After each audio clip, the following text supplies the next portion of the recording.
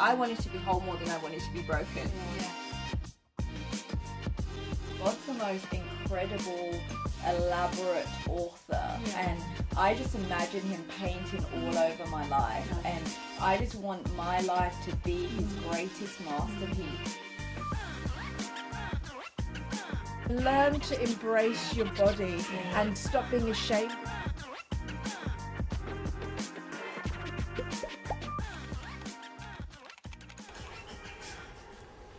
Hey everybody, and welcome to Girl Talk. Hi, it's good to have you with us again this evening. We're super excited to be continuing on from last week. It was so much information that we want to make sure that we didn't rush through it, and so we have got back Laurie B with us. It's good to have her with us, and Alex, another wealth of knowledge. These girls are so full of information, and I know that they're going to be a tremendous blessing to us tonight. I know I've got questions, and I'm sure a lot of questions are going to arise, and feel free to message us any questions that you have. So we've got a range of things that we want to talk about tonight. So should we introduce them? Let's recap let's introduce everyone. If you've not been onto Girl Talk before, my name is Erica, and this is... I'm Sarah Jane. Some people call me SJ. I'm Danny. I'm Alex. And I'm Laurie. And let's just recap a little bit on what we talked about last week. So for those of you that maybe it's your first time tuning in, or you didn't get to catch up on last week's session, we talked about healthy body, healthy mind. So we were talking all things healthy body, and I mean, when we talked about all things, we're going to have a slight recap today, just on what we spoke about. So, I mean, we talked about fibroids, we talked about skin, we talked about enemas. Enemas. If you don't know what enemas are, you will be schooled today.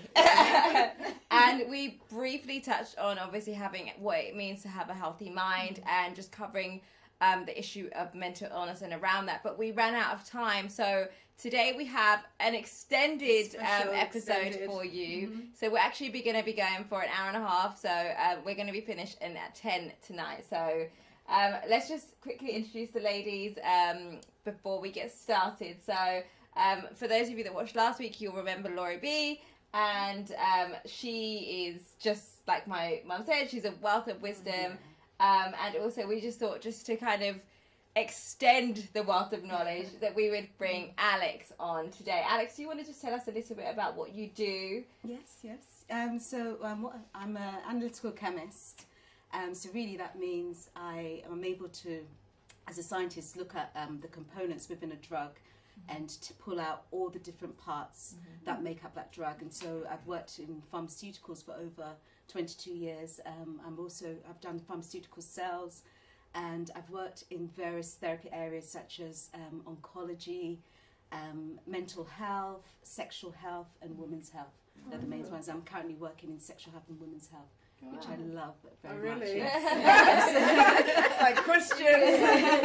We don't want to distract from that with like sexual health. I'm sure if we have time, we may ask you a little bit about that. And before we get going, if you're watching on YouTube, please give us a thumbs up. It just helps us to get out there a little bit more. And I know you'll also have a ton of questions. There were so many questions last week. But please hold on to your questions, write them down, save them. We're going to be answering all questions at the end of the show. Yes. So should we get going? Yes. I'm going to hand over to Alex. Is that okay? Throw you in the deep end. I have a question. It might be Already. a silly one. Yes. But you know the whole coffee enema situation. Yes. Is there a tablet you can take, or is this the only method? This is actually the most effective method. Okay. So you can have colon cleanses. Some people do colon cleanse, which is also very, very good.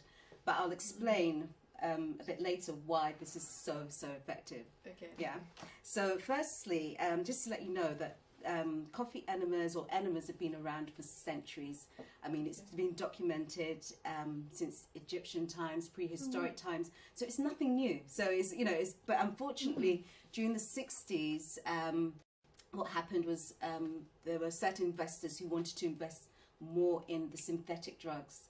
And so that got pushed more as an agenda within our society, and then a lot of the sort of the natural things that we started off with has now left us, which is a shame. But that's why we're all here, and we can Absolutely. definitely learn from it. So so with coffee enemas, I was going to show you actually what it looks like. And for those of you that watched last week, you will know that me and Sarah were trying to visualize what this contraption actually does. I know, I saw. So Alex has got an actual real life. I actually ordered mine, and I have not tried it And yet. we're not going to give you the link. We're not going to post the link until we've all ordered ours, because we know you guys love to sell out everything. So I've got mine, so she's going to show us how to. Yes. And Thank you. yeah. So firstly, if we look at the benefits of coffee enemas, it can help with weight loss, allergy problems, bloating. It can help with any type of toxicity that's within your body. It can literally just get it out. And the way it works is we've got a nerve that is in our rectum, and it's the portal vein, the vagus vein, sorry, and that actually goes to the liver. And it actually enables the toxins to come out of the liver, because it increases the bile, which we need to have a lot of to get the toxins out. Right. So when you're doing a coffee enema, you're dealing with so many different parts of your body, and it's the liver is actually detoxing and helping it. So that's why you find that it helps in asthma. It will help with skin, all sorts of You were different saying parts. even hay fever, right? Hay fever, that's right, that's right. Which So I used get to. hay fever really bad. So Yeah. Sarah, you're a perfect candidate. So just talk us through, because like, we had a conference call earlier in the week just to kind of talk through how the show's going to go. Talk us through, obviously, for a newbie that has never even thought about this concept before. It can seem really daunting to kind of self-insert something. And just a disclaimer, this is new. It's not Yes, new. thank you. Thank you, Sarah. It has Never not been been used. used. Straight from the. And can I just say as well, you know, a lot of people, we don't actually know what the different components in our body does. Most people, we know we've got liver, a heart, kidneys, all of that, but we don't actually know their function. And when we realize the function, the liver has to work really hard. And many of the things that we eat today, the things that we consume today, the processed foods, the sugar, that puts a lot of stress on our livers. And I just want to throw this in there, because it's not part of what we've got on the agenda, but many of us, at night time is when our body repairs itself.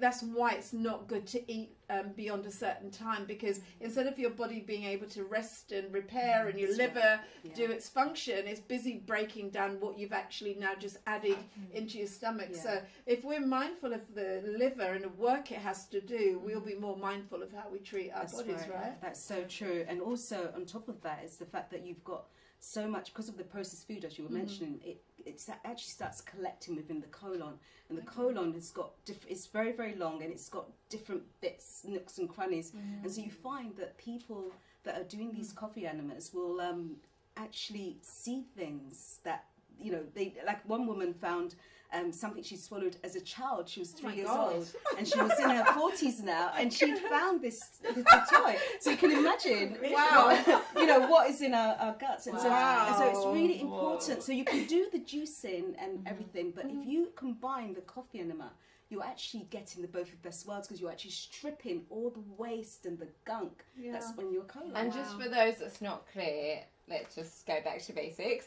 So the coffee enema. Do you want to hold it up? So, okay. So just talk us through, obviously, if we're going to do this, how does it work? So you talked us through this already. So this hooks to your shower. So to a shower or anything sort of Towel rail, sort of shoulder length is fine. So you put that shoulder height, shoulder height, yes, and then you put that, you hook it on, and then you make your coffee. So I would say if you're a newbie, That's that, right? yes, so it comes in a pouch usually like that.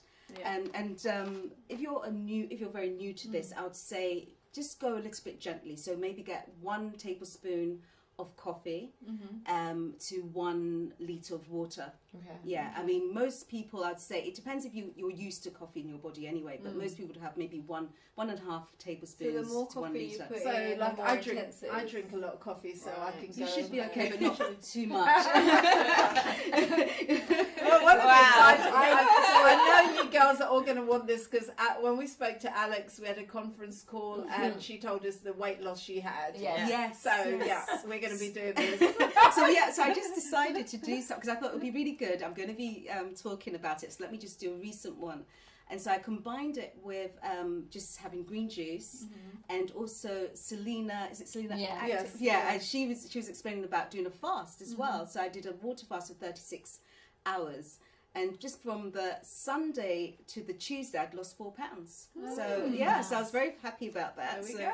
yeah, and Just to ask as well, I don't drink caffeine at all. Yeah. So even my tea, it's rooibos tea. So if I now start pumping my body with caffeine, I'm not going to now be wired No. or anything. no, This it's is why she only said, if you so if you start gently, Mm. but also because it works in such a different way. So I'm not really a coffee drinker myself, and so I would I started off with about 1.5 tablespoons to 1 litre. Some people do 2 tablespoons to 1 litre, etc. And then you can increase as you get more experience. You can increase it. Increase the coffee strength. Increase the coffee strength. Now, what does that do by having the coffee stronger? What it does, it brings out more of the toxins out of your liver. Okay. And so, and also, our blood goes through our system every three minutes from the liver.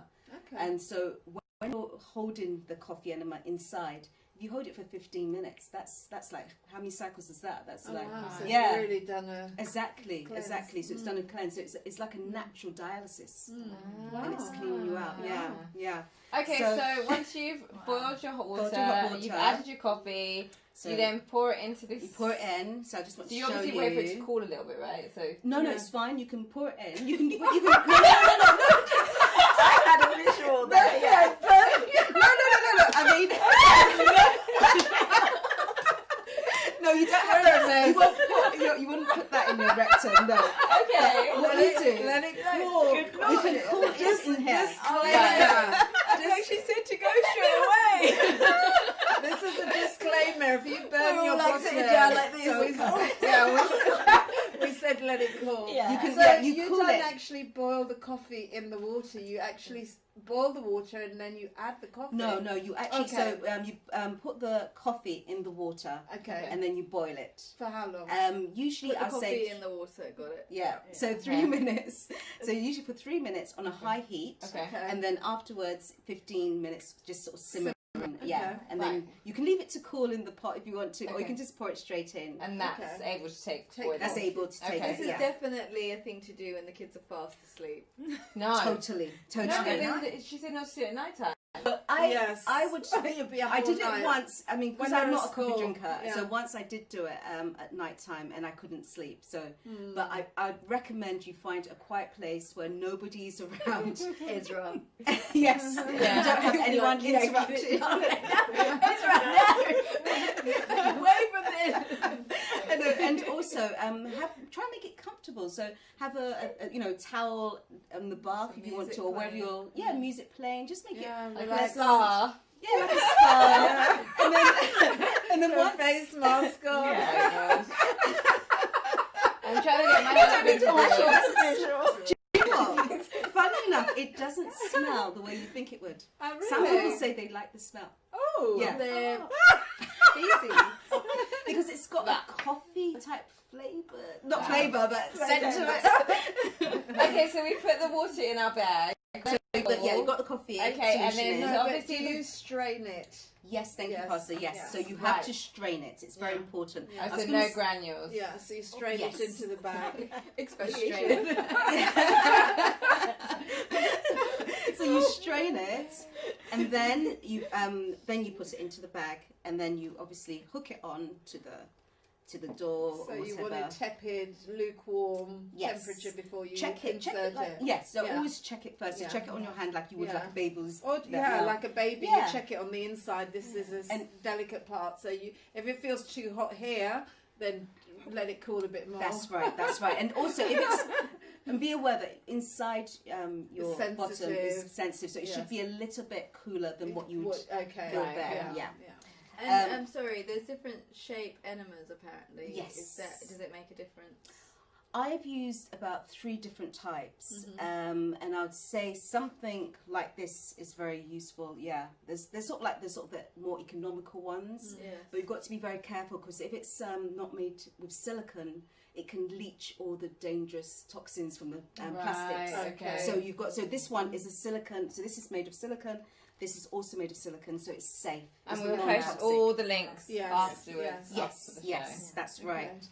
And so once you pour it in, the coffee will go through. But it's very, very important that there's no air bubbles because you don't want any air in this. Because it will cause sort of flatulence and uncomfortable. Yeah, you'd be very uncomfortable. So how do you avoid that? So what you do is once it's in, you just tap it. And then you can see, you'll be able to see whether there's any. And also allow some of it to come out. So that it's totally full with the enema inside. And then you place it into your bottom like that. Just feed that. But you must always make sure it's lubricated, and make sure it's lubricated with coconut oil, like some organic vegetable oil. It's very important. And how far do we go up? Straight to the point. I love it. You know, until it's comfortable. So a comfortable level. So I'd say maybe up to about there is usually quite comfortable. 2/3 of the way. Yeah. But everyone's made differently. So and then once you allow it to trickle through, Don't let it get lost up there. You won't get lost. So once it's trickling through, I'm relieved to see the end of it actually, because I was like, okay, I like to see how. It's small, and once you use the lubrication, it's so simple. It's easy. So what do you do with this when you're finished with it? Do you wash it, or clean, you? right? Oh, so you're. It's very. It's been bought straight from the shop. Don't worry. So you clean this. You clean it. Soap. Usually they say you should you can use soap and water, but use like white vinegar just to clean it. To make sure it's sterilised. That's right. It's a very important point. Or after? Before the first time you use it, clean it in that way. Before you use it. Okay. And then after, clean it again. With white So vinegar. does this all come apart so you can clean That's it? right. Yeah. So I've just for the purpose of today, I've just put it. Don't worry, it's clean. you don't want that now, do you? Sarah, stop it. So this comes apart and it's easy to wash, and you can take out everything. Yeah, so it's very, very easy. I'm actually quite interested. So we should wear gloves, right? Yeah, you should wear. Yeah, It's you. It's you. You're doing it to yourself. it's not as messy as you I think Danny's got this visual of Oh my god. You know babies do like a poop station like happy. No. We're not gonna have a poo. Well, okay. Well, I shouldn't say no completely, but it depends. I'll tell you the easiest way. No, the easiest way to do this. The first time you do it in a way, you can see that there's like a tap. It's a sort of a tap here. So just trickle a little into your bottom at a time. And is it thick or is it the consistency? It's watery. It's that consistency of coffee. Yeah. I'm taking my enema the other way around tonight. It's going in the wrong end. So you just make sure you squeeze it to just trickle it in gently. If you do actually allow everything to go very quickly and it's your first time, You just feel. You won't be able to hold it. Yeah. Also, if you're very, very toxic and you've got lots of gunk in there, I feel like I do. it won't last for long. You can't hold it for long because you're meant to hold it for a maximum of 15 minutes. Maximum. Yes. Maximum, First time I did it, I probably held it for 3 minutes. Oh wow. Yeah. It was So what, you just squeeze your cheeks? don't just relax. Just relax. But what if you feel like I need to go? Do you not try and hold on? You try and hold on. Okay. But if you're really, really desperate, then So I guess it's like you've got diarrhea and you're out. it's a sort of it because you might get You're out. You're not going to let it out, so you're like Good. hold it. Yes. Get to the toilet. Yes. And also you hear the gastric juices in your tummy and it's all working and it's swish, swish. which means it's good. It's good. Honestly, guys, I'm gonna do for real, I'm gonna do it, and I'm There's gonna tell such you good how benefits it is. to it. No, I like the whole. You sold me cleaning at your the liver. toy, the little toy. Right. Oh right, yes, That yes. sold me. Yeah. So But you I'm see, up. you know what's interesting, Sarah, Oh, as the well, toy. is most of us have parasites in us, and so I that feel like I causes, do. and it causes so many different conditions and sicknesses. Is that why you get bloated? Yes, that's That's one. what That's she's saying, partly. yeah. That's partly. It's easy to do it. So as soon as you eat, you get the bloatedness. Yeah, Sometimes yeah. that's due to parasites, Ah. and so we need to get that out of us. That's another reason. Our Because the pack might be hiding under this Enema. enema. You don't actually get a pack for it, luckily. Wouldn't that be good? Okay, amazing. So we're all gonna go and order these. I've got mine, so next week I'm going to So we're gonna feedback. We're going to feedback. We're going to Next do week. it by Thursday and feedback. I'm going to Australia on Monday. So you are gonna do it. Yeah. Australia. I'm going to be, guys, I'm in quarantine for 2 weeks with 3 children. Pray for me. I cannot leave my room. So I don't think that's a good time to do it. No, it's I'm not. going to make Definitely Jason not. do it. No. I'm going to make Jason do poor it Jason. too. What he? No, he likes that kind of stuff. Oh, right, I think right. he'd be up for it. So just one more question, Yes. sorry, before you move on. Mm. So just so I'm visually correct, the bag's full. Yeah. I yeah. keep going as much as I can Yeah. until the bag's empty. Yes, that's right. Or you can stop if you feel that you've got the urge to go. Stop. And then use the toilet. And I suggest being close to a toilet. Okay. That's very important. And then So it doesn't matter if the bag's not empty. So you doesn't can- matter. Not the So, first, especially so the once first time. you've used the toilet, you can actually go back and finish. Yes, yes, you Okay. can. You can. Oh, But the okay, ideal, so you can the ideal Yeah, is hold it until for you as long as finish the That's bag. right. If you can Okay. hold it as long as possible, that's Okay. what's getting the toxins out. Yes, So yeah. that's really. But most people, it takes time. It takes time because I guess it's a bit foreign to you, you know. Yeah. So as soon as you feel the sensation, you pull it out and run to the Well, as soon as toilet. you feel a sensation, you can sometimes you can control it, Yeah. and so just Okay. try and control it. But when you feel like, no, I can't it's all take gonna any let more. loose, Straight to the pull the toilet. tube out, Yeah, jump on the Yeah. toilet and and relax. release. Yes, that's right. Okay. Sorry, I just want to mention as well when you do it, because there's always talk about do you lie on your back, do you lie on your front, or do you left or right? I prefer to lie on the left, and I know Pastor Eric was saying, Yes. explaining about Yeah. how it helps with your Yeah. digestion as well. So that's the side I prefer. But I've been speaking to other people, and they lie on their back, or some people actually are on all fours. So it really, you know, there's every scientist will have a different way of explaining how it works. Okay. Yeah. Interesting. All right. Okay. So. I know one of the things that we were touching on as well last week was fibroids, and it's something that a lot of people suffer with. So I really want us to be able to share some things with people that can help with fibroids. It's quite a common thing, right? Yeah, I mean, it's a common thing, and a lot of I think Rodi was saying last week, a lot of women don't know that they have it. So what are the signs and symptoms Yeah. How of would you know fibroids? you have How it, would you yeah. know? Usually, you have heavy periods. Okay. The periods last longer than 7 days. Okay. Sometimes you can get some type of pain as well around your womb. I mean, they're the sort of the main Like a things. tenderness. Yeah, tenderness, and some women tend to get some form of urinary tract infection as well, and that's Okay. all to do with the hormones. So fibroids are very, very hormonal in the way they are, but it's non-cancerous, so which is good.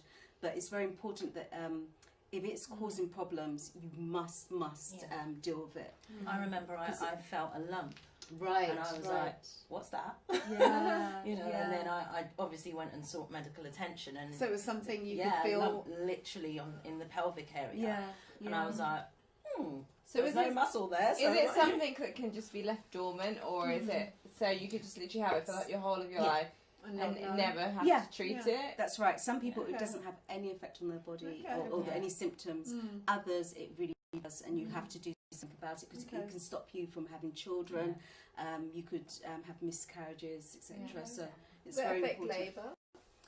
I don't know, Sarah. I'm not sure if it will affect labour because I think once you've conceived, it's sometimes it shrinks, sometimes it It grows. grows, Yeah. yeah. So it depends. I've heard that with Yeah. pregnant women that have got that, and they said Yeah. it grows. So I think there is some kind Yeah. of it getting in the way. Yeah, It then can there's a do compromise of Yes. the baby, the fetus and the fibroid is then fighting for that For space. space. Because I've heard that a lot of Yeah. the times you have to deliver by cesarean Yes, often. when there is like an overgrown fibroid. Yeah, Okay. Yeah. Okay. yeah, often Yeah. the case, Yeah. and often earlier delivery because of that compromisation in the womb.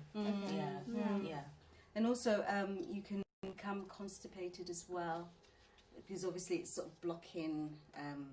You could be blocking part of your urinary tract, your gastro tract as well. And so it's really important that you, as I say, if you're getting the symptoms, go and see your doctor and make sure. So those are some Yeah. of the symptoms that you were mentioning. What if, one of the things I've noticed with some women is they have really hard stomachs. What's that all about? They don't know why, but their stomachs are just hard. Yes, sometimes Yeah. it is. Yeah, it can It's a be. It can be fibroids? fibroids, and it's amazing when it's removed.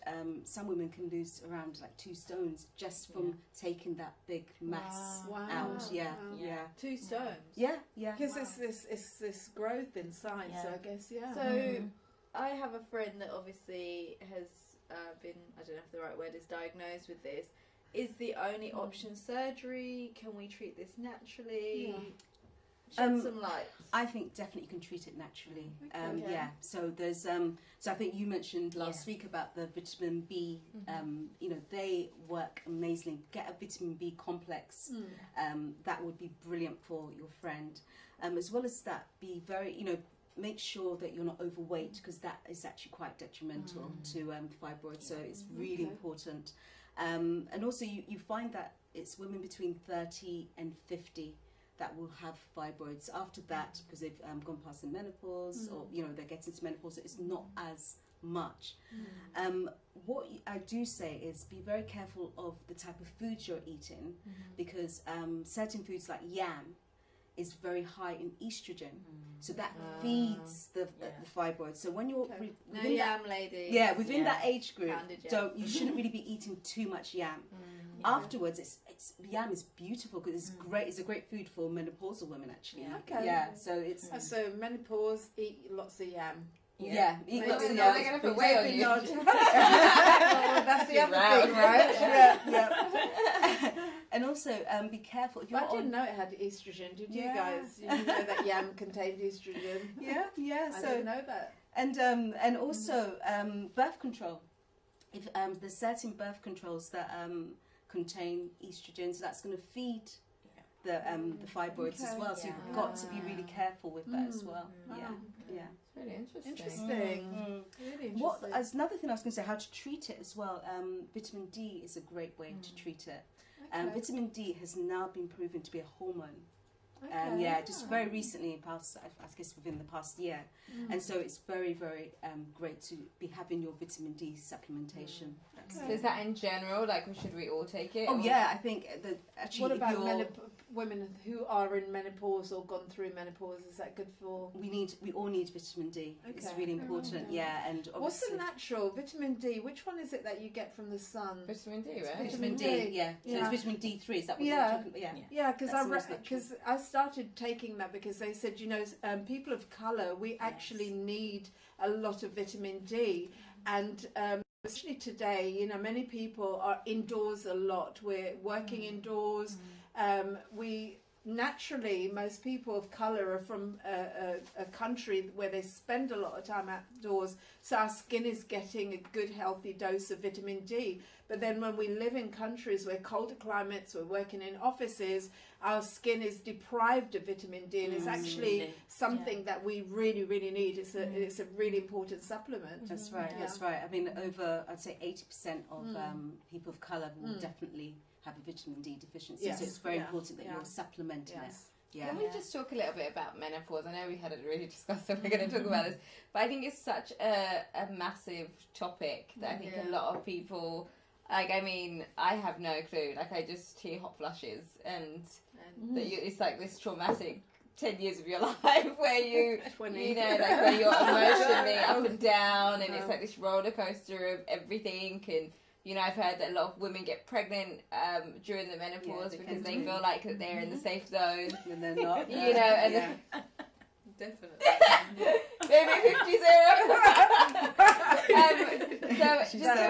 So can we just talk a little bit about it? Because obviously, like I'm sure a lot of our viewers, this is something that you're either going to face soon or, you know, you're going to face in the future. And I think there's just a real lack of information out there as to what menopause is, first of all. And what can we do to kind of transition through that period in the best way possible? I'll share. Go on. No, Do you want me? Yeah, you go for it. Yeah. So, I mean, I think the first thing with the menopause is that we need to talk about it exactly like what we're doing now. Yes. Because taboo subject. Yeah, I think about my grandmother, and I think I never heard her say anything No, about the menopause. I never remember my granny Didn't going hear on that. my mum never said a word. Just like, well, what is this about? And like Danny said, you know, you just hear people talking about hot flushes, and that is it. So you just psych yourself up for this future full of hot flushes, but actually nobody knows what it is. So it's kind of, you know, having these conversations and also being able to identify, because the menopause doesn't affect everybody in the same way. Right. So it's important to and it comes recognise at different ages. exactly. So it's not. It doesn't start at the same time for everyone. Yeah. And I actually know somebody who started their menopause at 32. Yeah. So it's See, there's a lady in church that actually, she was diagnosed with having early menopause, and she thought she could no longer conceive children, and she wanted to have another baby, and she got to 21 weeks. She didn't know that she was pregnant. So because obviously she thought that her period. she thought she was in early menopause, so she just thought that her periods were slowing down. But all the while she was pregnant, and she didn't know. So obviously for her it's a blessing, because she wanted to. Obviously she only had one child, so she wanted to be able to give her child a sibling. So what causes it to come early? Like, what is it that what tells the body that, okay, we're going to start this process early? It's definitely linked to hereditary, what your grandmother or your maternal history is. So your grandmother, your great-grandmother, your mother, you know, looking at the patterns, and that's why these conversations are so important, because it just happens to you because you don't know what your grandmother. Apparently we're good for another 10 years. Apparently I've got 10 years, guys. Yeah, I started at 50. Okay, so I've got a while. 50, you got a while. Okay. And then how long are you in the danger zone of having a baby? Danger zone. Well, That's the a danger zone. That's Can the I danger say zone. that my It's 2 years because there was no one talked about it. I had to do loads of research, Googled, ordered books. I've got books upstairs, just trying to find out what is this thing, because no one talks about it. None of the older women talked about it, and I didn't have no one that could answer my questions. And so I read up on it, and they said because your periods start to stop sporadically, so it's like, but they said wait until you've gone a full 2 years.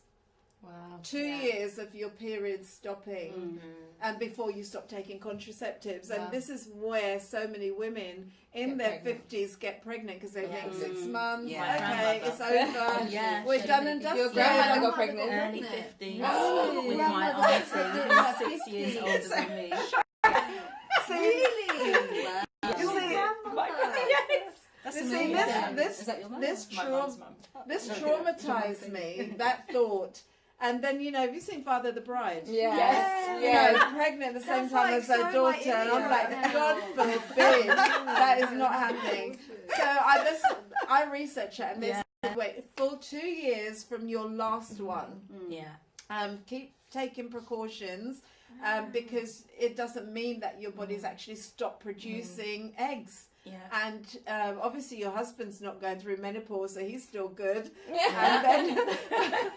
And then you're thinking, oh, it's been 3 months, I've missed 2 or 3, I'm fine. And then you get the worst, well, I know I shouldn't say the worst possible news, but it would be for me, because that's like, I do not want to be raising children with my grandchildren. Can you imagine? Can you imagine? I think she would just literally give the child to raise. I don't know how I'd process that. It would just take me. It would take me. Okay, so I've heard that a lot of people take prescribed hormone replacement. to kind of balance the process. But Which then I've stops heard the flushes. I've heard that side has effects. negative side effects. Would you recommend that? Like, what's the natural way to go through Do you want to kick off? menopause? I would say there's actually been lots and lots of studies looking at this, and coming from a pharmaceutical background, sometimes things can be manipulated, and so you know, they're saying that it's safe, but we do know that in the past that breast cancer was one of the side effects, and so and also breast cancer, because what it is having the estrogen put back into you, but then that causes cancer as well, and so we've got to be very, very careful and look for more natural means. So just eat your yam, basically. Well, I chose to go through it naturally because I read about the side effects and cancer and all that kind of stuff. And basically, the HRT just kind of stops you getting those sweats, and the hot flushes just makes your whole face turns into like a river. You feel like you've just done a marathon, and you're drenched in seconds, and that's such an uncomfortable thing. I understand why so many people are tempted to go down that path, but I started looking at the different foods and things that I was consuming, and there's different things that you can find to manage that from what you eat. I had to avoid hot drinks for the longest time because anything hot just spiked me and off I went. Or if someone just touched my skin, it was that crazy. If your skin touched, if you put your finger on me, my temperature would. It's like someone flicks a heat. Pregnant a bit. No, is it not? No, I thought it might. It sounds like it's you get really hot. Not that hot. I mean, I've had that, and I was naturally a cold person. I'm one of those people that would have the heater on max, and then I went to the other end of the pendulum, and I'd watch my husband sitting on the other side of the car, teeth chattering, scarf around his neck, and he's like, "Are you cool down yet?" I went to Jamaica with her, and we shared a room. I was like, what is the point of being in a hot country if I feel like I'm in Antarctica? In 10 years you will understand. And I literally you have to change the type of material that your underwear is made of. You change the way you dress. Suddenly, if anything that's high neck, just like, it feels like you're being strangled, suffocated. I used to be able to wear suits, and it's like those certain things. Even in the winter, it just uncomfortable. It's just learning how to make yourself feel comfortable. I've also heard that some women have said that bed linen can trigger it as well. It's like, oh my goodness. You want nice cold sheets. It's got nice cold cotton.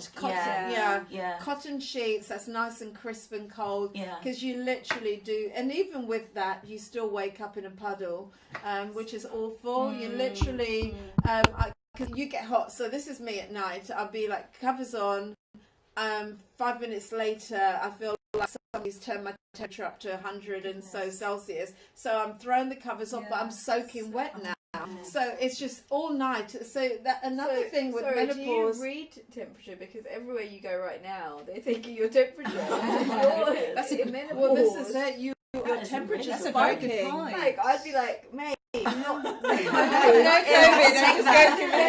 Like that. Well, it is. Well, you are hot because you've seen me when I have the hot. That's what I'm saying. Yeah, like, your you couldn't get into the Apple store the other day. They have to take your temperature everywhere you go. Your temperature spikes. That's true. Okay, just go away and cool down. Somebody's asked, how does menopause affect your mental health? Oh my gosh. It can have, it can be very, very difficult. Yeah. Because I've heard, just while we're keeping it real, I've heard that in the bedroom it has an effect also because there's like dryness. That's I'm asking all the questions and y'all want to that's actually a very good point because one of the products that my company does is for vaginal dryness for that reason. And I was... you wanted to know. I just was brave enough to ask. I know to ask that question. And, and I'd be speaking to women and they were saying, wow, this has just changed my life. Okay. What is it? It was KY jelly. No. Absolutely, do not use KY jelly. Actually, Absolutely no. It's It's not not a good. pharmaceutical. That's what they sell on the shelf. I know that's what they. Yes, but what So it's bad for you. It's not bad for you, but it doesn't actually keep you moist, and that's what you need. So you need a water-based type cream or ointment to put into your vagina. So you just stick it up there, or Yeah, so it comes in a tube. Here she goes. It comes. Danny's on a roll. Danny's on the roll. I love it. I love it. I think I'm I feel literally like ready to know. I'm speaking to my clients. That's what I feel like. No, so you it's a tube. So what is it? it's Where do you buy it? What's it called? The one that we have in our company is called Regel. Okay. Can you spell that? Because everyone's got to know. REGELLE. Okay. What it does, it's And you get that in the chemist. you can get it in the chemist, get them to order it for you. Oh, you have to order it. Usually, Why? I mean, I think It's so embarrassing enough. It's like, can you? I'm like, It's all right on a piece of Nobody paper. You're like, sorry. nobody even know what it is. Take it. Oh my gosh. So so with this, part of a no over the counter. Oh my with goodness. this particular product, so it's it's very water based. Okay. And it's got something called polyhydrofolic acid in it, and what it does, it actually is able to keep you so moist in the vagina, so that it soaks up over 60% of your vagina and keeps it moist. So do you have this at like intervals? You Yeah, have it's like, it. when do You do have this? it. It How lasts. often? The moistness lasts for 3 days. Okay. So if you're feeling particularly dry or anything, then you so it's funny. Not much. Then You just drink your tea. then you. So how do you know that you? How do you know you need to do this? Usually, from the women I've spoken to, it's a very uncomfortable feeling, and somebody said it was almost like sandpaper when they're walking. It's Oh, wow. yeah. So this woman, when I say she was so happy, she said this has saved my life. See, aren't you glad I asked the question? Yeah. Well done, well That's done. for Yeah. everybody, right? Not everybody suffers from that, but a lot of Wow. women do. A lot of women do. Sandpaper. Wow. And some women Wow. on Yes. like on cancer drugs also will suffer from that. Oh really? And that's any age. Oh, so you can Wow. use this if you're a cancer sufferer. Oh wow. Yeah, yeah. Wow. So thank me later, girls. Good to know. Good to know. Well done, Daddy. Staying on the topic of mental health. Yes. We've been talking about obviously healthy eating and obviously coffee, enemas and things like that. But obviously I truly believe that all of it kind of works together. Yeah, yeah. Like I think that we kind of started touching on mental health Yeah. last week, but let's just talk a little bit about it, because I feel like especially in this COVID-19 there's been so many people that have been impacted mentally, you know, obviously we've got Well, I the think there was a natural question, factors. wasn't there, on menopause, how it affects you Yes, mentally. yeah. Because I know from experience that it does, your emotions are like, All over the way. it's like all your periods, like, you know, that emotional thing you have when at that time of the month, and you go through this emotional thing for the longest time. And I remember sitting down with my husband. I'd read all these books and I shared that information with him. The reason I shared it was because I wanted him to know this is what I'm going through, this is what's happening to me, so that it's not, you don't take it personally, that I'm having these mood swings, or I'm very teary, or I'm very emotional. That's good. And because all these hormones are leaving you, and so it just all affects you. And a lot of women don't actually know, they don't relate it, you know, because I've shared that in church, and a lot of women, they didn't relate menopause with the emotional and the, you know, because some women get very, very depressed, and even suicidal thoughts. So it's really ties in with the whole mental. So can we just kind of talk about mental health, because I think that mental health has a bit of a stigma to it. I think people that, when you think about mental health, you think about mental institution, Not you at think all. about, you know, schizophrenic, bipolar, you know, you kind of go to the extreme in the way you think when you talk about mental health, and I think that's the reason why it's not discussed as freely and as openly as it should be. And I know that there's so much out there now that's where people are trying to bring about mental health awareness. Yeah. So let's just discuss what mental health actually is, because Yes. I think you know, a lot of people they just see the extremes and they don't see it in its entirety. So can you just talk us through, you know, what mental health is? Yeah, and I think that's a really important point to make, that it's about being able to define what mental health is for you as an individual, because so everybody may think, oh, well, if you're walking down the road talking to yourself, that's a mental health issue. But actually, it could be you're sitting at home and you're just breaking down all the time and you can't work out what's going on, but you just keep breaking down. I've been there. You know, you just burst into tears. Why am I crying? I've actually had an all right day. That's a mental health issue. You know, there are different levels of mental health, and for example, there's depression, there's bipolar, there's schizophrenia, there's breakdowns. It moves from one spectrum to the next. So it's important to be able to define it for the individual, not a one-size-fits-all approach, because that's not a good way to go. Because then people start to identify themselves with maybe a level of mental health or poor mental health that they're not actually at, and then they start to see themselves at a more severe level of poor mental health than they really are, which in itself can destroy or mess you up even more.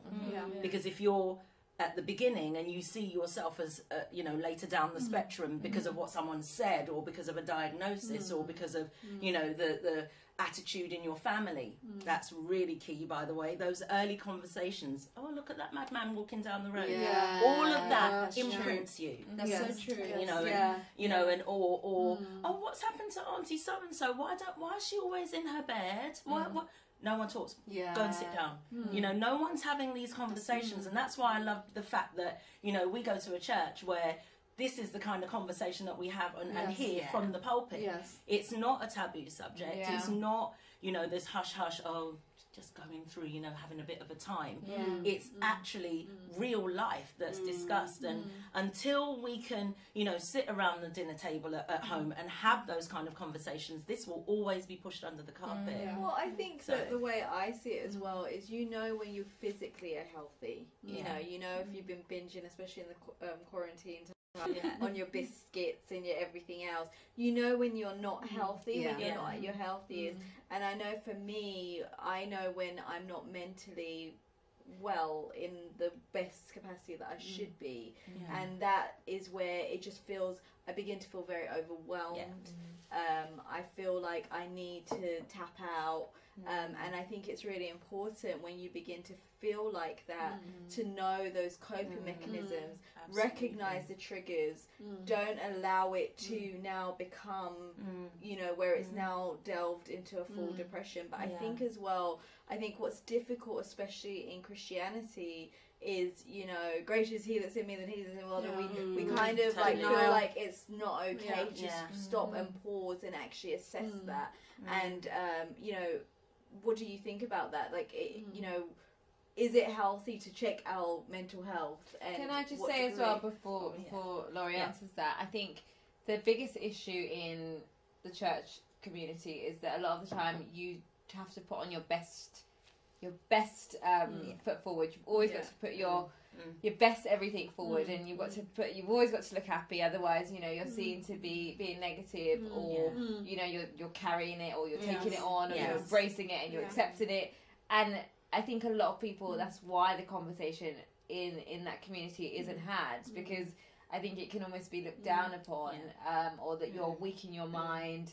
And I think a lot of people are suffering in silence. And I think that I would really love that to be addressed tonight, the people that are suffering in silence and have been suffering in silence. Because it's awful to have to walk through that. And it's a very lonely, dark place when you are going through that and you have no outlet to kind of seek help, or you don't know who to go to. You don't want to go to a psychiatrist because you don't want to be prescribed antidepressants. You know, so who do you go to? Like, for all those people that kind of are listening tonight, what would you say to those people that have been carrying this kind of weight on their shoulders and they don't know where to go, they don't know how to move forward or to carry on? Well, there was something before today that Sarah Jane raised, I think it was last week or during our conference call, and you said allies. And that really stuck with me, because I was like, yeah, that's true. Your circle and that safe space is so key. Like if you don't have that, you know, that opportunity or that safe space, what do you do?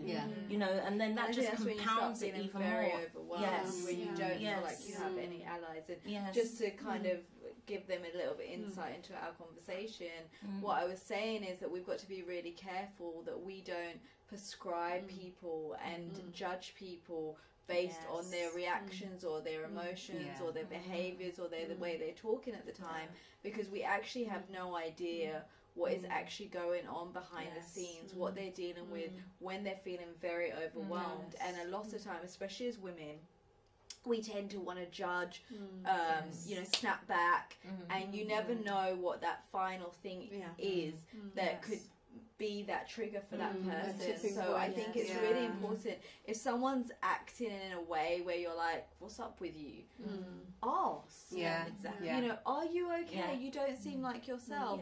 You don't seem like the bubbly friendly, or you know, you're coming across as very you know, whichever way, you know. And usually when you backtrack to it, there has been something that has happened that day, that week, that year, and I think it's really important that we learn to be allies.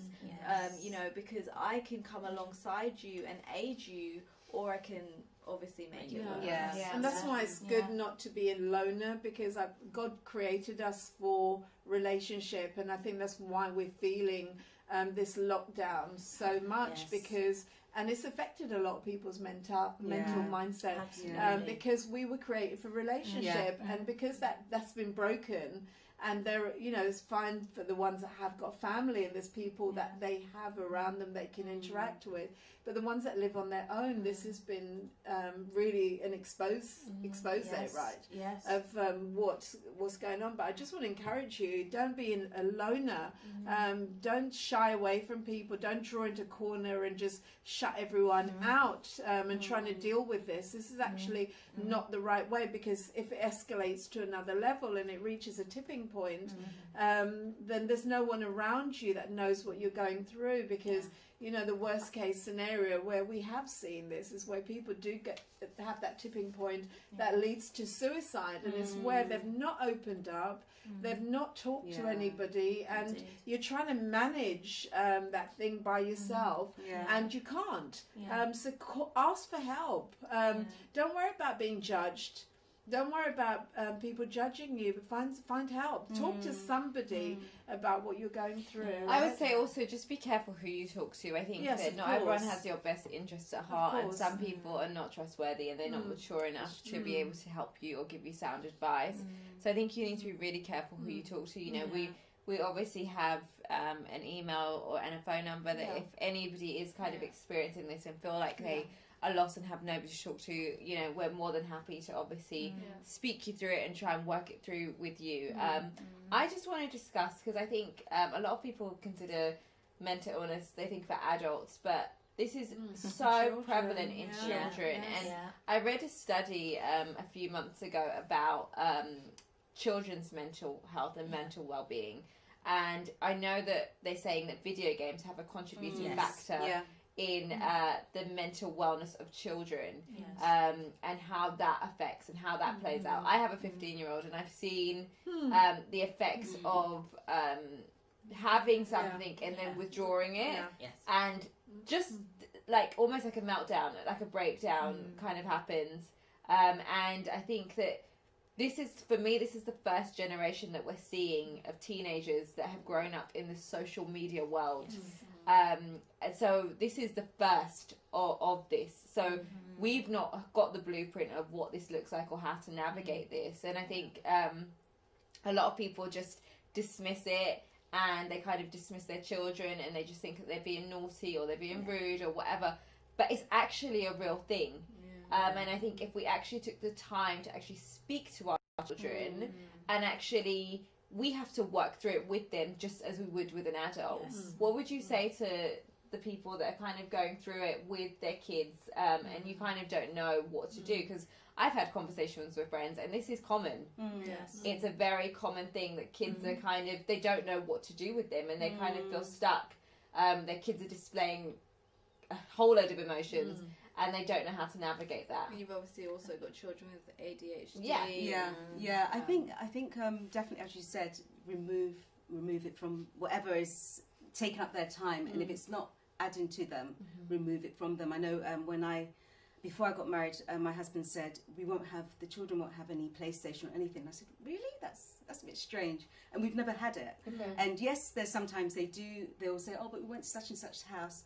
But I've noticed that actually it was not a bad thing for us in our household, because they find things to do. They're playing chess, or they're running after each other, and there's lots of conversation. But I think if you're in that situation now, remove it and talk to them. And sometimes I know some parents say, oh, I can't talk to my child. Find if there's an aunt or uncle that he can trust as well. You know, just say to them, you know, oh, do you want to speak to Uncle such and such, so we can go and he can talk you through things, because a lot of the children are just holding it in, and it's just awful how it's because the suicide rate in children has rocketed. Yes. Just because I think that they're not equipped with the coping mechanisms to process all that's going on, and I think that there's it's a strong emotion. It is right? a strong emotion, but I think hormonally they're transitioning, and there's so much going on hormonally, and I think, you know, then you have pressures of society. I must be this, I must have this, I must look like this, and I think that is all so much themselves in the middle of all of exactly. But I think if we think back to when we were children, there was so much pressure, and it's even worse now. So at like 11 years old, you're meant to decide what career you want to do.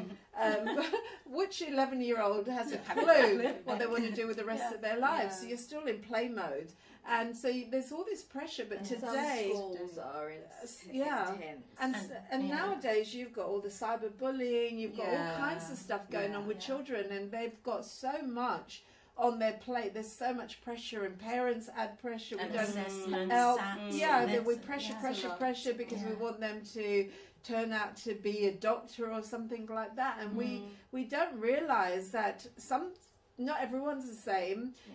Everyone has different levels of pressure that they can take, and when we don't learn that about our children, and we don't know how much that individual can take, we can overload them, right?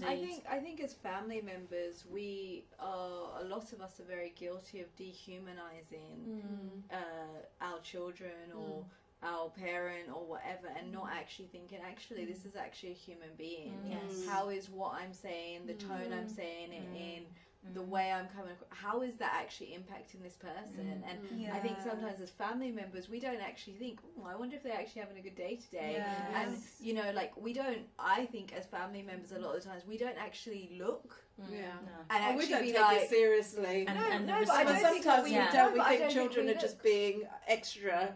But I think as well, especially in the black community. But I don't think we take the time to actually read faces and that response. You know, how was your day? Fine. And we're just like, what's your problem? Like and I think that's a familiarity, and I think it's really, really important that we are intentional with creating the right cultures in our families, and a culture of sharing, but also acceptance. Like, because I think we can almost give off the air that we need perfection, and our children are not going to be perfect. And I think that there's something so healing in my imperfection, I'm still loved. Yes. And I think that when you feel like, well, I have to do A, B, and C, and then pressure, my parents are going to love me, that's really stripping. And sorry. The official national statistics have actually recorded up until September last year that 3 children in every UK classroom have been diagnosed with a mental health condition. So that's reception right through to year 11. And I think and I bet most parents don't even know that. But I think I think it's so crucial how we now parent, because I think, you know, how we were parented is very different to, we didn't have to battle the things that our children are having to face. And I think we can't just carry how we were parented into the way we now parent our children, because it's a completely different world, and we're not having to face what they're having to face. And I think it's very different from us being from almost a different standpoint. Oh, you should know better, you should do better. But we're not the ones having to go through it and have to live in this world and this society the way they are. And I think it's like you said, Sarah, it's just about being sensitive. to what they're experiencing, to what they're going through. You know, this is the first time they're ever going to primary school. This is the first time they're ever going to secondary school. And it is literally just the first, and there's no blueprint on how to navigate that. And I think it's really important that we're sensitive to, you know, when they do come home, do they feel like they can download to us, or is it that they're going to go to their room, try and ration in their minds, which isn't going to be the best thing to do. And a lot of the times we have a negative outcome as a result of that, which for me is quite scary. I know something that we do in our home is, you know, we encourage Ashley to speak, you know, being a 15-year-old in this crazy world, you know, that's been our saving grace, that he's very vocal to a fault. He will literally say everything, but I would rather that he says everything, and because I think there's something about releasing. I think there's definitely something about when you release, like anything that stays bottled is it's like torment. And I think just that's why I encourage people that are struggling with mental with anything mentally. I think you have to talk about it.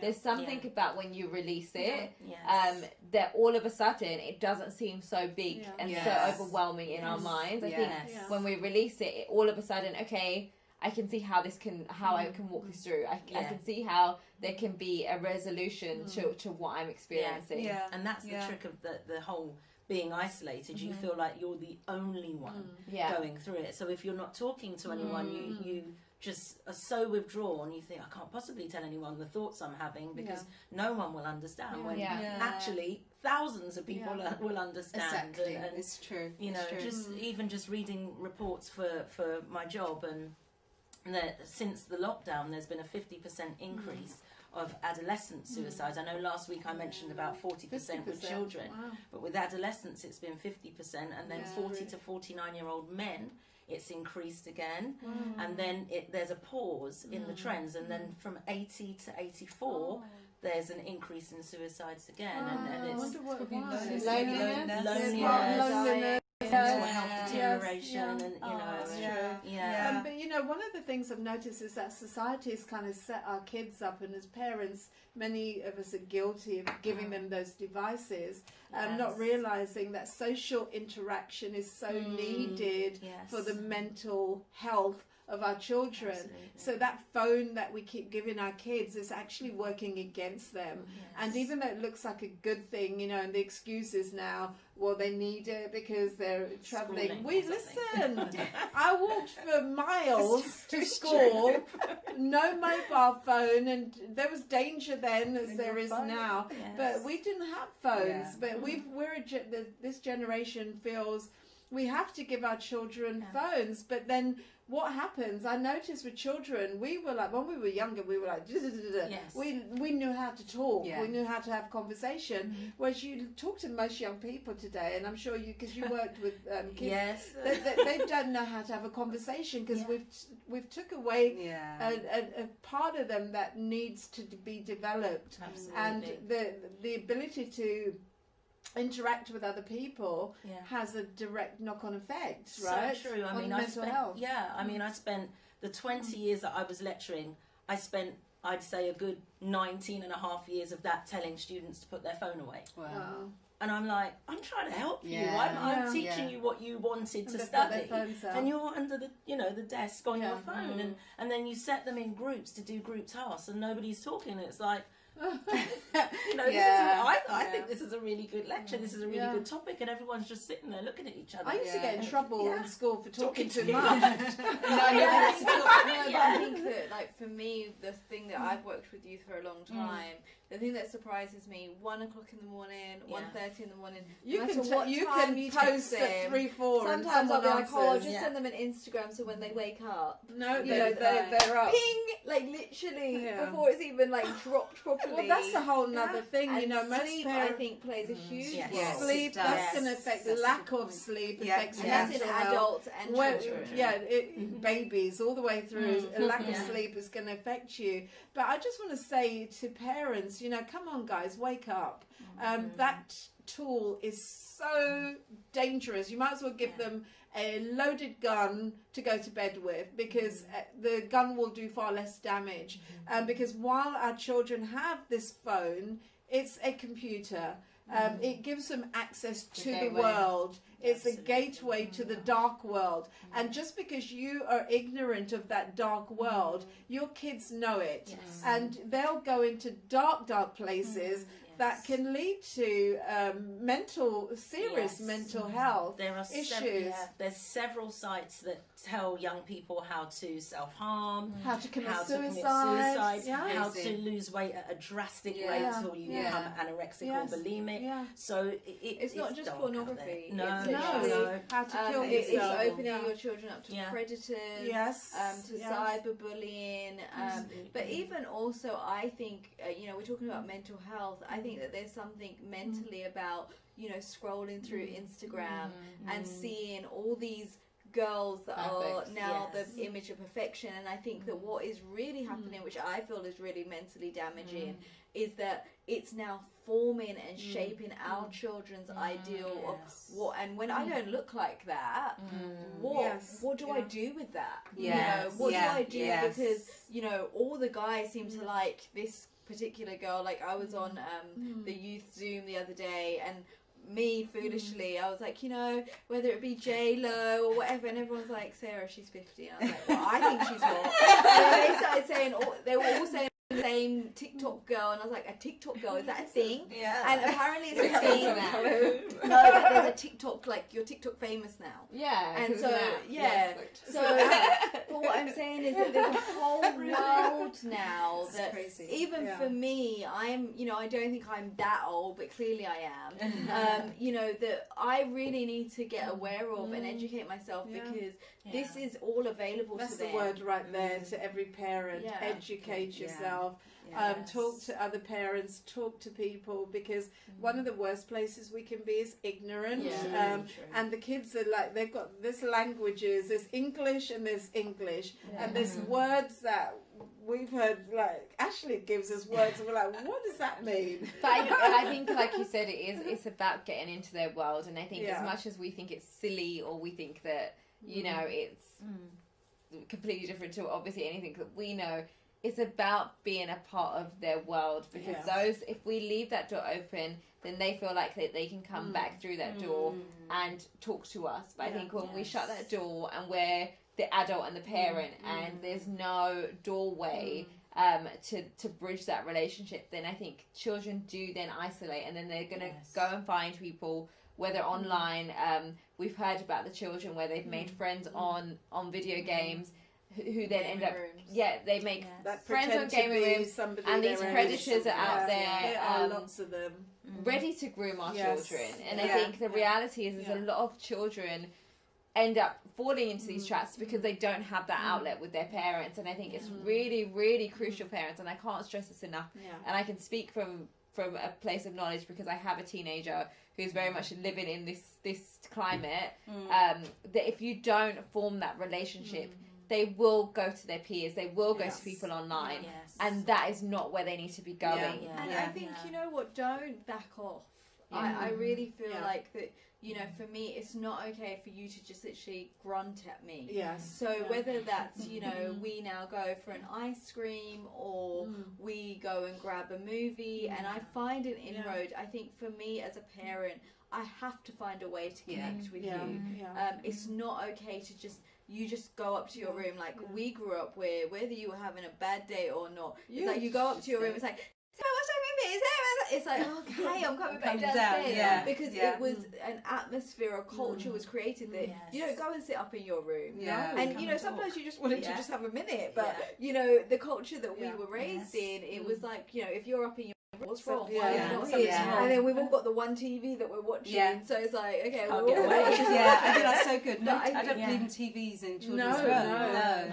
Because that all adds to that isolation and that breakdown of communication. And I know some of you think it's a cool thing to give your kids computers in their bedrooms or put TVs. In my house, it was something we fought for, and we're like, no, it's not going to happen. There's one TV in the house, and we will all figure out what we want to watch. And, if Pastor wants to watch Westerns, we'll all yawn through it and whatever. I like Westerns. Well, we've all now got addicted to Westerns. I actually like Westerns. Oh, goodness. Wow. Let's just go. But I just wanted to ask a question on ADHD. If you've got, how would you know that your child has that? And is there without going down the route of medication, how can you help a child that has got? You know, ADHD is an interesting one because if you speak to some clinicians, they'll tell you that actually they're not quite sure what exactly ADHD is, because there's so many illnesses now, they've just put labels on it and they don't know. And we probably grew up with people when we were little that had that is called ADHD, but they functioned quite well in school. So okay, they might be a little bit disruptive in the class. Okay.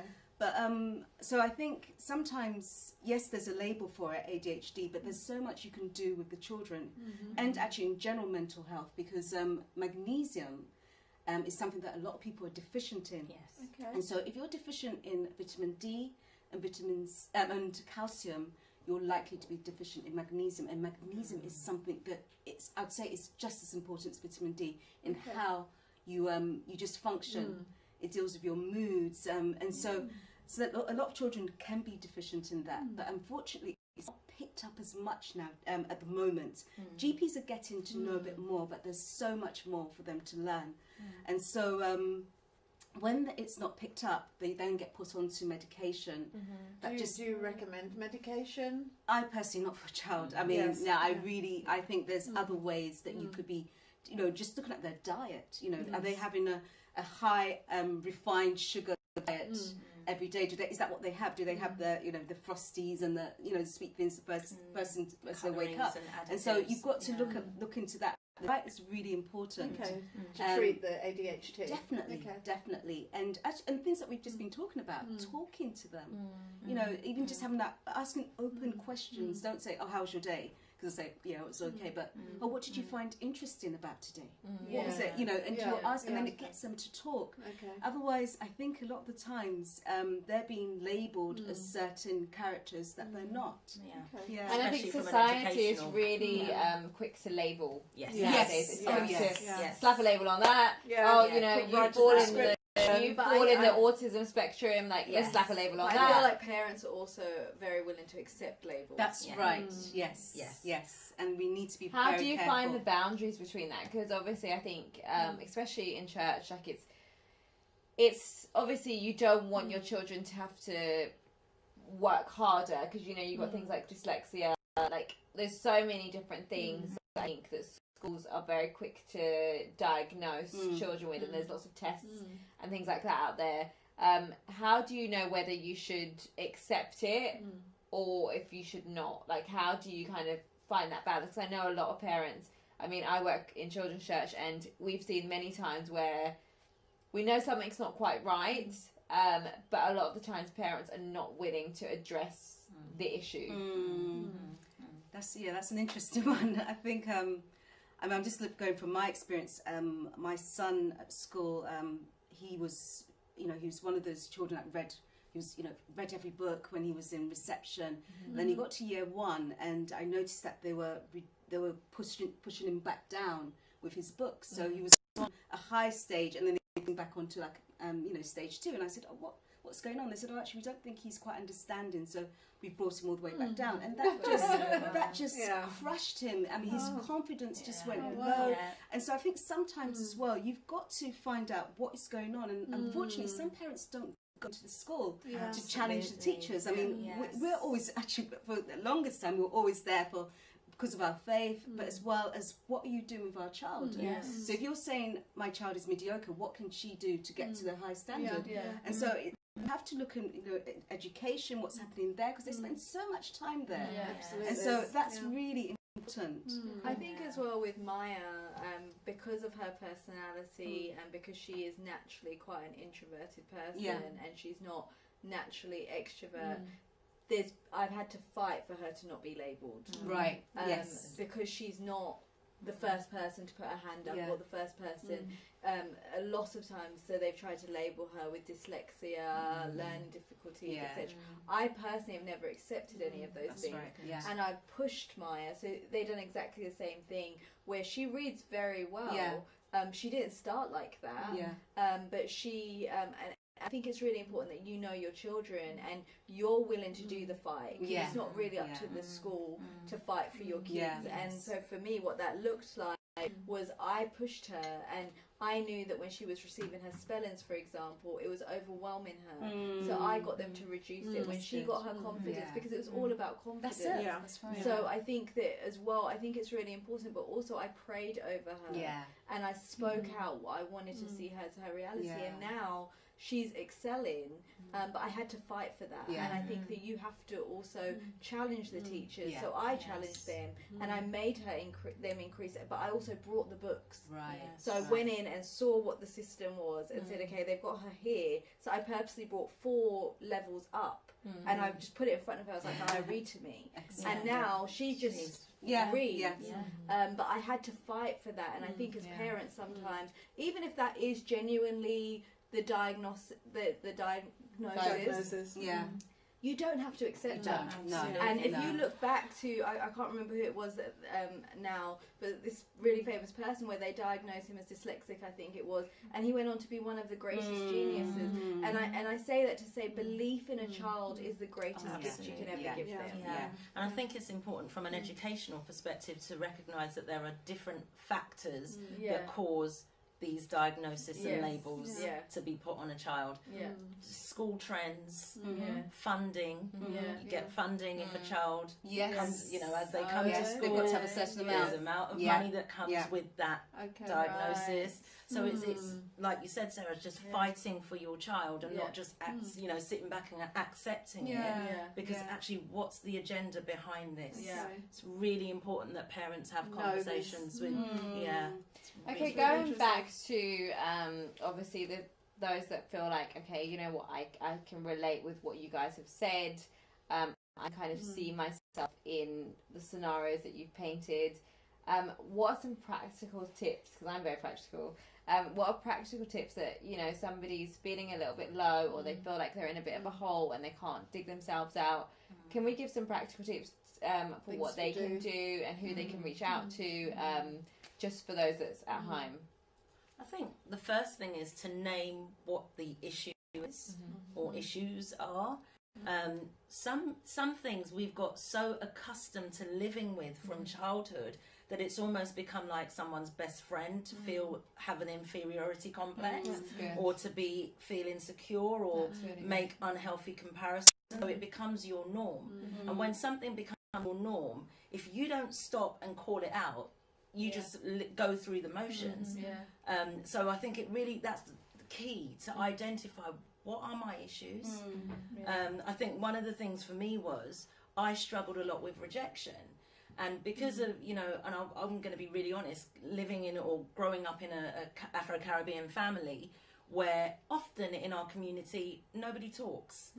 And, a parent goes, there's no conversation, you just kind of discover that they're gone. And it's like, what did I do? Exactly. But it's about identifying the triggers, the root of behaviours and of mind processes and thought processes, and identifying how to unlearn them. Because if it's something that you've had from a young age, it's very difficult to shake it off. You can't, many people say, oh, stop being silly, just, well, don't think like that. But how can you not think like that when you don't know what not thinking like that is? So first and foremost, identify your issues. I know that we keep talking about nutrition and sleep and rest, but that is really crucial. It has a huge impact on your mental health. Irritability levels go through the roof if you don't get enough sleep. Food. And food. And food. That hangriness that we talked about. And not just eating food for the sake of filling yourself up, but eating foods that's actually going to benefit your body. And many times we don't look at that. What does this actually do? Is this going to do for my body? Rather than just feel my stomach. How's this? Because if we don't analyze that, we're going to take something in that's going to be a trigger, right? Very true. That's true. And also being willing to work through a process. I don't want to say the process, because there's not a one size fits all approach to mental health. Everybody goes through different things, and everybody's way out of it is different. So it's identifying and being willing to be patient enough to work through step by step with other people, with a counsellor, for example. What do I need to do to be free from this? Because I know, Danny, you mentioned before, you know, that we talk about praying and like quoting scriptures, but actually what do I do in the practical? Because I jump and sing and shout and say hallelujah louder than everybody else and look like I'm good, but then what do I do when I go home? Because all those thoughts come back. That's the thing with suicide, because lots of people have, you know, some people have deep depression. Like I know for me, I've spoken about this very openly, where I tried to take my own life once, and I've never been depressed. It was literally a series of events that became so overwhelming and so painful that I just wanted, and I remember thinking very clearly, I just wanted to be with God. So in my mind, it wasn't that I was taking my life, I was just leaving one place to go to another. And it was the simplest thing that tipped me. And it was that I had no money, and I was living by myself in a place that I'd never planned to live by myself. And I went to McDonald's, and you know how they have the, you know, you're broke when you got to read the menu and look at how much it is. And I couldn't afford the small fries. And that was, I think that was the final thing, where it was just like, I can't afford a small to McDonald's, which I don't even like, you know. And it was that really, and it was just such a, for me, I felt really peaceful, and you know, and thank God, you know, those that have heard my story, God sent someone to my door that day, and you know, we thank God, you know, that obviously it didn't happen, but it really gave me a different insight. You know, that it could be something simple, like someone loses a spouse, and even going to the homeless and speaking with the homeless. There's so many things that, and I really feel like, what can we give people as coping mechanisms? Because I feel like where I failed that day was I didn't have the effective coping mechanisms. So how do we get those coping mechanisms? And can I just piggyback another question on top of that question, is how do you know that there's somebody that is at that tipping point? Because, you know, there was a friend of ours that we knew for years, and we suddenly got the news that he'd committed suicide and left young children and a wife. But how do we know? How do we pick up on that somebody's at that place? How can we identify that? So before you answer that, we're taking questions now. So if you want to send them through, we will be answering. I think one of the things that is really important, and we've mentioned a lot, is communication. And it's not just rushing to talk to somebody when you start to notice a difference in their behaviour. It's about having that consistent dialogue all the time, so that you're able to spot, you just spoke to me a bit different there. You spoke with your mouth, but your eyes said something different. The eyes are really, really gateway to the soul, right? Like so telling. And someone could be smiling away, but you behind the can't, eyes, you can't do your that. eyes. You know, and it's just slowing down to take notice of people. You know, something I've been mulling over, you know, a thought. How some men, I'm not picking on men on this, but some men, for example, my husband, he will notice if there is a little dent, and I'm like, can he be showing me this dent in the car? I'm like, where? And it's like he was in a magnifying glass, but he's so zoned in on the car. If there's the slightest scratch, he's so zoned in on anything on the car. And I think we need to be like that, whether it's in marriage or whether it's in people we're in relationship with. We should know, take the time to read each other and know each other. And I'm not talking, you know, because sometimes we can read each other wrong, but slow down and behind whatever they're putting out there, just look through it and see it, because I think most of the time we're so busy and we may say, how are you? But we're not really waiting for you to show us, exactly. you know. Yeah. You know, and you probably wanted to tell me, but I'm gone. I'm like, how are you, Laurie? I'm okay. Isn't that the thing that we're most guilty of? How are you? And but we say it as a statement. It's not really a question. I think the greatest misconception is that people that are around a lot of people are good. And I think that the loneliest people can be those that are surrounded by themselves. That's right. Absolutely. And I think don't just think because husband, they're all, you know, and I think men go through it too, so we're not just focused on women, this is everybody, but I think don't just presume because they're amongst you. How can you be lonely? And we judge people. I remember this girl who was, she said afterwards, she told me months later, oh, God had told me to bless you with this trip, but I looked at you and you look like you didn't need it. And she didn't know that I was like desperate. I've been praying. I didn't have the money to take this trip. And so she judged me on the cover, but she never took the time. And I think it's not just relying on our own natural senses, but pray and ask God, you know, Father, what's going on with that individual? What is, and pray for them, and God will reveal that to you. If you're genuinely concerned for them, and you can reach out to them and help them. But I think it's a real issue in our society today, and you know, whether it's children and, like you said, the age groups. We've got children committing suicide. We've got teenagers. We see a lot of men. A lot of men, and I think it's pressure.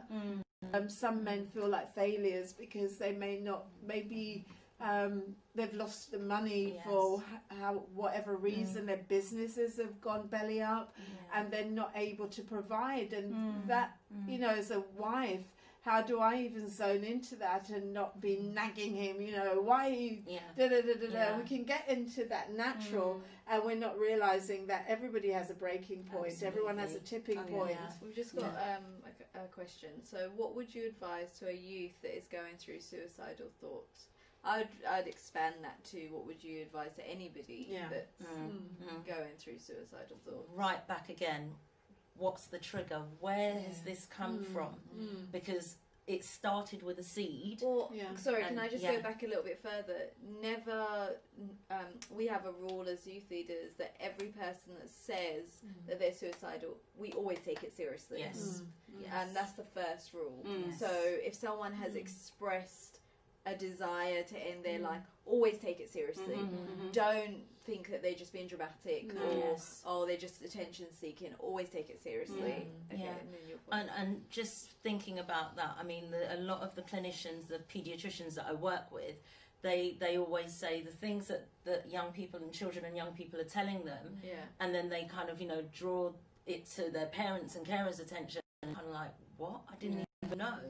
So it's I was going to say that just having a teenager, a lot of it is internalized, and I think especially the moment they feel like they can, and it's people don't realize, and you think girls, but suicide is extremely high in boys. And I remember somebody telling me that at the age of, I think, 21, it spikes with young males with suicide and mental illness. It's a massive thing, and I think communication, I can't stress it enough, because when they feel like they can talk it out, all of a sudden that thing doesn't become so overwhelming, it doesn't become so big, and they don't feel so alone, because a lot of it is just, well, I feel so alone and I have nobody to turn to, and it's this huge weight, and it's just on me, and I'm carrying this weight, and I think that is the that's the awful thing about suicide, is where they feel like they can't go through it anymore, they can't do it alone, because they feel like they're at a place of just I can't take any more. And I think that's the thing. I think that the reoccurring theme, no matter how you got to those thoughts, like I know for me it was the inability to see beyond that moment. And I think it's really, hope is one of the most powerful things you can give to somebody. Whereas, you know, had I seen all of this, of course I'd be fine. But you know, that's hindsight, isn't it? And I think if we can give people hope, I think that's really, really powerful. So things practically with a young person, vision board.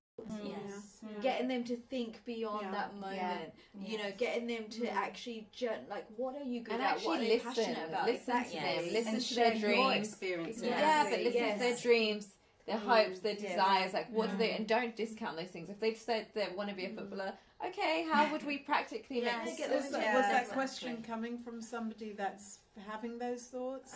It was, we don't know. Okay. we're just about to run out of time, so how can I tell if someone has a mental health problem? It's you've got to be very careful that you don't pigeonhole behaviours Or self-diagnosis. Yes. I watch Girl Talk. Yeah, You're a and- bit you're on this the one, edge. yeah. They said, I think that you really need to, like you were saying about zoning in on the vehicle and knowing the dents and the switches, and you know, you have to zone in on that person from beforehand anyway. You have to know that person. Yeah, so when you know the abnormal behaviours, not and you can kind of pinpoint that's not normal. Yeah. But also, I'm very careful about saying what is normal behaviour and what is abnormal behaviour. Yes. Because what I don't want people to take away is, oh, if that person kind of just sits there and doesn't talk as much as they usually do, they got a mental health. Yeah, you know, like maybe that you just don't want to talk. Yeah, you just not. But I think listening to what people are living through at the moment, the levels of anxiety across society have gone through the roof. That impacts on our health in general.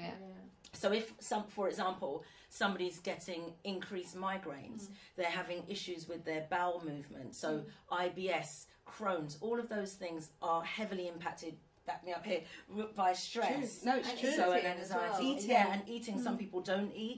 Some people eat even when more. they're stretched. So When they're stressed. it's looking at all of that, Yeah. because all of that taps into mental health. Yeah. It's not just the bursting into tears and being depressed or sitting and rocking in a chair. It is actually all those. I think for me, even like having I haven't seen my husband now 7 months.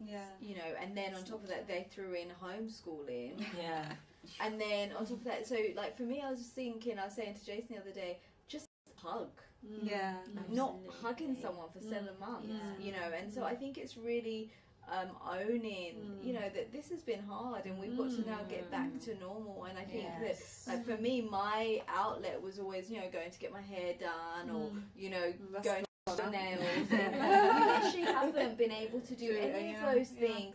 So feel good. And so for me, when I feel like that, it's like, you know what, let me go have a bath. Or, you know, play some music or watch Amazon Prime or do something for myself. That's important. You know, so there's different degrees, I think. Of mental And health. another thing is exercise, you know, it's for your mental health. You know, yes, your body benefits from it, but for mental health, exercise is really good. And scientifically, there's a word for it. There's what's the released. serotonin or the serotonin, that's definitely. I mean, exercise, and I find first thing in the morning by myself, I just go to the park and just run or walk, and it just makes you feel better. It does. It really does. So we're out of time, ladies. Sorry, guys. Can With you leave our us with extended some time. your last bout of wisdom? I just We'll go wanted around to, the table. I just wanted to tap into, if there is somebody who is concerned about a young person in their family, in their household, in their environment, who they are concerned about and maybe having suicidal thoughts or depression and so on, please don't nag or bash them, because you're just going to drive that further in. So please, can I just encourage you to draw it out gradually? Alex? I mean, Final word of wisdom. Something I read, I think it was on Instagram actually, someone put, if it costs you your peace, it's not worth it. And I really, you know, identified with that, because if you can get yourself out of a stressful situation, because some women or men, they're in the situation and they get themselves out of it quite easily, but they feel tied to it. So just come out. That's what I could say, you know, just to help with your mental health. Words of wisdom? Don't keep it to yourself. Get help. The worst thing you can do is try and just deal with it on your own. Find somebody that you trust, somebody preferably not your peer, somebody that's older that's going to be able to steer you and help you and walk through with it. So don't keep it to yourself and don't isolate. And don't underestimate the power of vision and forward thinking. You know, dream big. Always have something that you're aiming for, whether that be a holiday, a meal out, etc. Create the memories, create those goals.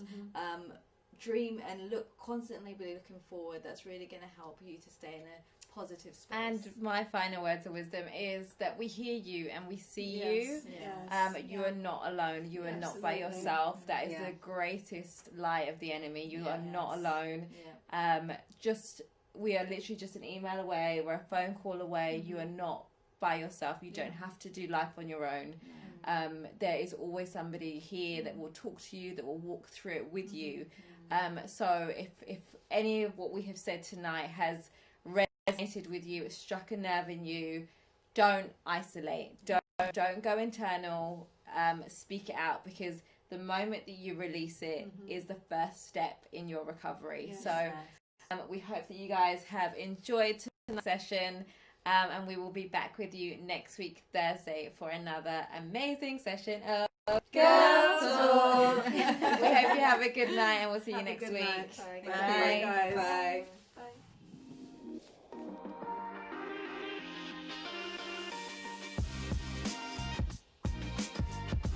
Well, like, I want it to be whole more than I want it to be broken. God's the most incredible, elaborate author, and I just imagine him painting all over my life, and I just want my life to be his greatest masterpiece. Learn to embrace your body and stop being ashamed